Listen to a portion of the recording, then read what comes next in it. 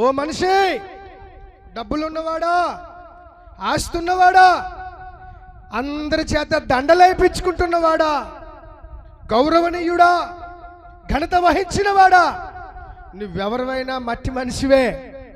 ఈరోజు నువ్వు యేసుని నమ్మడం మానేస్తే తప్పకుండా ఆ రోజు నరకంలో పడి ఏడుస్తావు. This is the ultimate teaching of the Bible. దేవునికి స్తోత్రం కలుగును గాక. ఈరోజు నువ్వు యేసు ప్రభువుని నమ్మకపోతే, యేసు చెప్పినట్లు బ్రతకకపోతే నువ్వు నరకపాత్రుడివే. అన్ని శాస్త్రాలు చెప్తున్న మాట, నరకం ఉంది. నువ్వు చేస్తున్న ప్రతి క్రియ ఆన్లైన్లో రికార్డ్ అవుతుంది. ఇక్కడ వీడియో రికార్డ్ అయినట్టుగా. నీకే వీడియో తీసుకోవటం వచ్చా? ఈ వీడియోని సృష్టించి ఇది లేనప్పుడు, లోకమే లేనప్పుడు దేవుడికి వీడియో తీసుకోవటం రాదా? రాదా అండి? సాక్ష్యాల కోసం డాక్యుమెంట్లు రాసుకోవడం నీకే వచ్చా?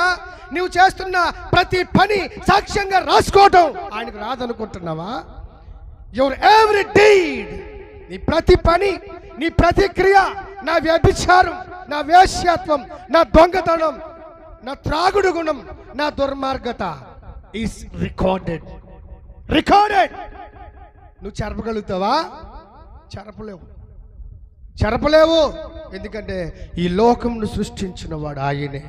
నీ ప్రతి పని చూస్తున్నాడు, నువ్వు ప్రతి పని చేస్తున్నాడు, చూస్తున్నాడు. ఆయన చూస్తున్నాడు. నువ్వు అనుకుంటావు ఈస్ నాట్ వాచింగ్.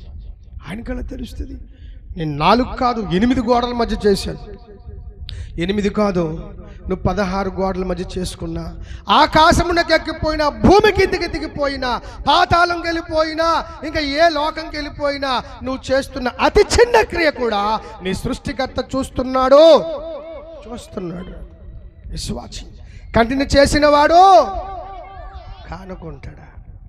నాకేంటండి, నేను ప్రధానమంత్రిని అంటే నువ్వు ఏ మంత్రివైనా పర్లేదు, కానీ నువ్వు దేవాది దేవుని ముందు దోషివి, పాపివి. దేవునికి స్తోత్రం కలుగును గాక.